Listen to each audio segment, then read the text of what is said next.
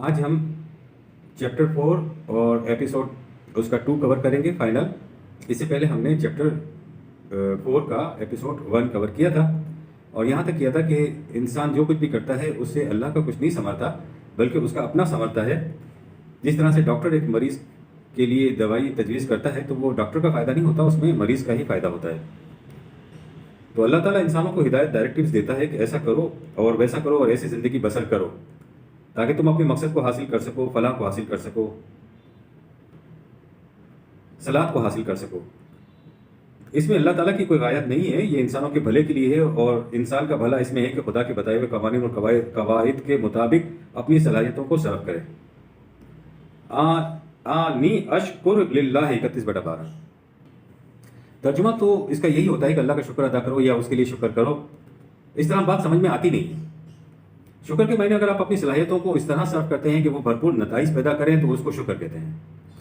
31/12۔ اس کا مقصد یہ ہے کہ یہ اس کی غایت کے لیے، یہ جو ہے نا کہ آنیش قر اللہ ہے، تو اس کا مطلب یہ ہے کہ اس کا مقصد یہ ہے یا اس غایت کے لیے جو مقصد خدا نے تمہارے لیے متعین کیا ہے کہ تمہارے لیے کرنے کا کام یہ ہے، اس مقصد کے حصول کے لیے شکر کرو، یعنی اپنی صلاحیتوں کو صرف کرو، کام میں لاؤ، اور جو کوئی اس طرح سے شکر بجا لاتا ہے وہ ہمارا کوئی کام نہیں سنوارتا خود۔ وَإِنَّمَا يَشْكُرُ لِنَفْسِهِ 31/12۔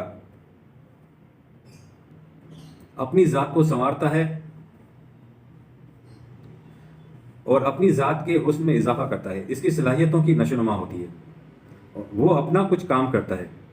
اور آگے ہے 31/12 ہی میں وَمَنْ كَفَرَ۔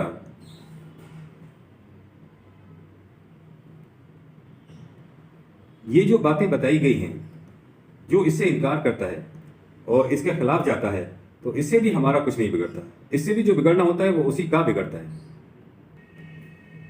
وَإِنَّ اللَّهَ غَنِيٌّ حَمِيدٌ 31/12۔ اللہ تمہاری ان چیزوں سے مستغنی ہے، وہ تو مستحق حمد و ستائش چلا آ رہا ہے جب نہ کائنات تھی اور نہ انسان تھے۔ اللہ تعالیٰ کی ہر ہدایت انسان کی اپنی منفعت کے لیے ہے۔ قَدْ جَاءَكُمْ بَصَائِرَ مِن رَبِّكُمْ 6/106۔ سورج کی روشنی سے تمہارے راستے روشن ہوتے ہیں۔ اس میں اس کا کیا مقصد ہے؟ اس میں اللہ کا کیا مقصد ہے؟ جو آنکھیں کھلی رکھے گا فائدہ اسی کو ہوگا اور جو آنکھیں بند رکھے گا نقصان وہی اٹھائے گا۔ وَمَنْ أَبْصَرَ فَلِنَفْسِهِ 6/105۔ وَمَنْ عَمِيَ فَعَلَيْهَا 6/105۔ ہم اصرار نہیں کریں گے، اللہ تعالیٰ فرماتے ہیں کہ ہم اصرار نہیں کریں گے کہ آنکھیں کھلی رکھو یا بند رکھو، کہ ہمیں تمہاری اختیار اور ارادے کی صفت کا پاس ہے۔ اللہ تعالیٰ کو تو ہماری صفت جو اختیار اور ارادہ اس نے دی ہے اس کا پاس ہے، اسے ہم سلب کرنا نہیں چاہتے، ورنہ تو انسانیت اپنی سطح سے نیچے گر جائے گی۔ یعنی اگر اللہ تعالیٰ نے اس کو سلب کر لیا تو انسانیت اپنی سطح سے نیچے گر جائے گی۔ دوراہے پر کھڑے انسان کے لیے ہم نے سائن پوسٹ لگا دی ہیں کہ صراط مستقیم کی نشان راہ یہ ہے جو منزل مقصود کی طرف لے جائے گی۔ وما انا علیکم بحفیظ 6/104۔ ہم تم پر داروغہ نہیں ہیں۔ ومن دل فانما یدل علیہا 39/41۔ غلط راستہ اختیار کرنے والے کو نقصان بھی خود ہی اٹھانا پڑتا ہے۔ وما انت علیہم بوکیل 39/41۔ ہم تم پر کوئی داروغہ مقرر نہیں ہوئے، ہمارا اپنا کوئی مقصد نہیں ہے جس کے لیے ہم نے تمہیں خاص راستے پر چلانا ہو۔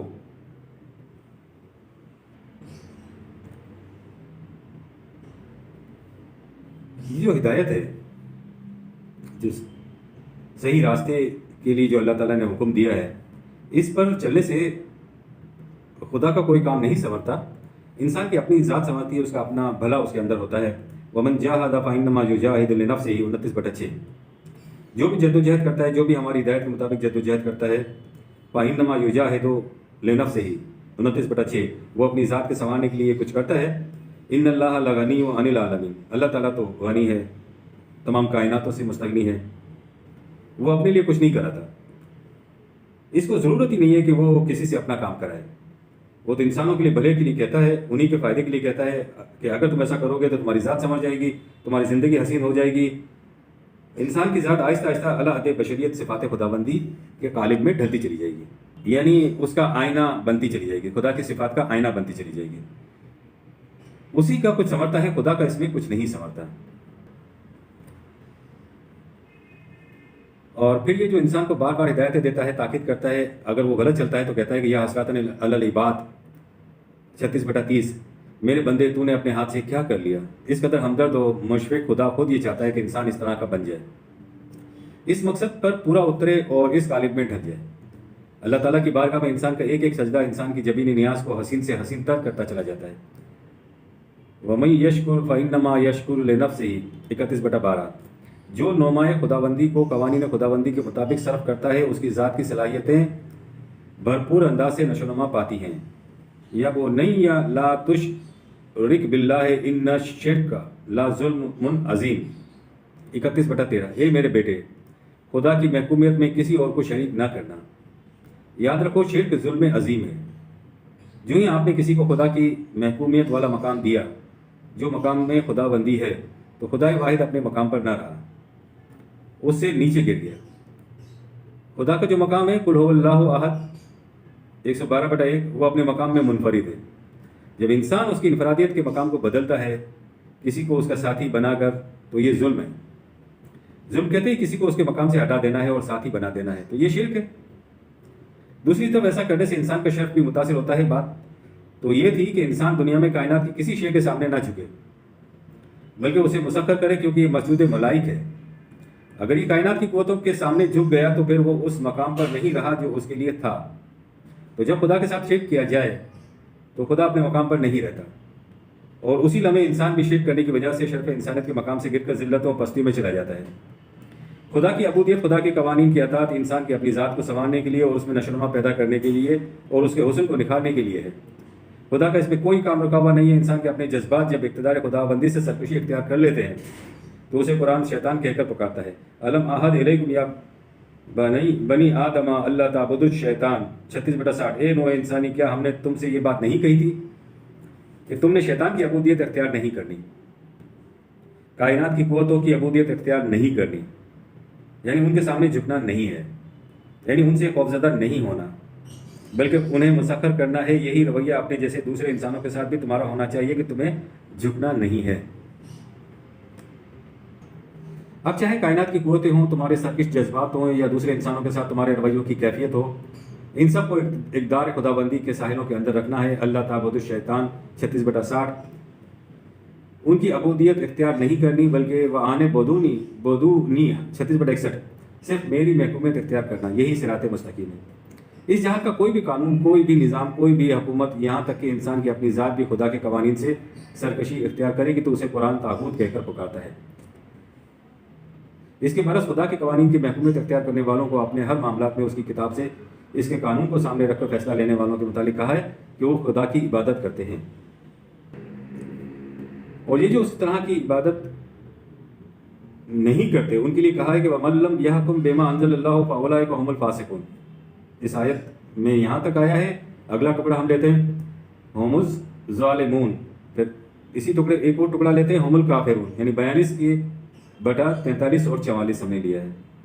یہ جو بھی خدا کی کتاب کے سوا کہیں اور سے فیصلے لیتا ہے، جو بھی اس کے مطابق حکومت قائم نہیں کرتا، یہی لوگ ہیں جن کو فاسق کہا جاتا ہے، ظالم کہا جاتا ہے، حتیٰ کہ کافر کہا جاتا ہے۔ یہ ہے خدا کی عبودیت یا ابدیت کے معنی کے جو طاغوت یا سرکش جذبات یا سرکش قوتیں ہیں، ان سے اجتناب برتنا، ان کے تابع نہ ہو جانا۔ الم تر الا الذین یزعمون انہم آمنوا بما انزل الیک وما انزل من قبلک 4/60۔ کیا تم نے ان لوگوں کی حالت پر کبھی غور کیا ہے کہ جو بزم خیش یہ سمجھتے ہیں کہ اللہ کی کتاب پر ایمان رکھتے ہیں، بمائی پہلی کتابوں کے ساتھ صاحب ایمان ہیں، اور ان کی کیفیت یہ ہے کہ یریدون ان یتحاکموا الی الطاغوت 4/60، چاہتے ہیں کہ اپنے معاملات کے فیصلے غیر خداوندی قوتوں سے جا کر کریں، حکومت ان کی قبول کریں، محکومیت ان کی اختیار کریں، قوانین ان کے لائے جائیں، ان کے تابع اپنے معاملات کو طے کریں۔ وقد امروا ان یکفروا بہ، حالانکہ تم سے کہا گیا تھا کہ ان قوتوں سے سرکشی برتو اور محکومیت صرف خدا کی اختیار کرو۔ یہ کرنا وہ تو 1/4، اور یہ اعلان ہم ہر نماز میں کرتے ہیں، لیکن اس اعلان کی عملی کیفیت اس کے بالکل برعکس ہے۔ عملاً ہم خدا کے سوا کسی اور کے قوانین کی اطاعت کرتے ہیں اور کسی اور کی یوں محکمت اختیار کرتے ہیں، یخادعون اللہ والذین آمنوا 2/9، وہ اس طرح خدا کو اور مسلمان جماعت یعنی مومنین کو فریب دیتے ہیں، وما یخدعون الا انفسهم 2/9، حالانکہ یہ اپنے آپ کو فریب دیتے ہیں، خدا کو کیا فریب دیں گے؟ ایک طرف ہم ایاک نعبدو کہیں اور عملی کیفیت ہماری یہ ہو کہ ہم طاغوت کے سامنے اور کائناتی قوتوں کے سامنے سجدہ ریز ہوں، تو یہ خدا کو اور مومنین کو اور مسلمانوں کو دھوکہ دینے والی بات ہے۔ ہم نے آج چیپٹر 4 مکمل کر لیا۔ ربنا تقبل منا انک انت السمیع العلیم۔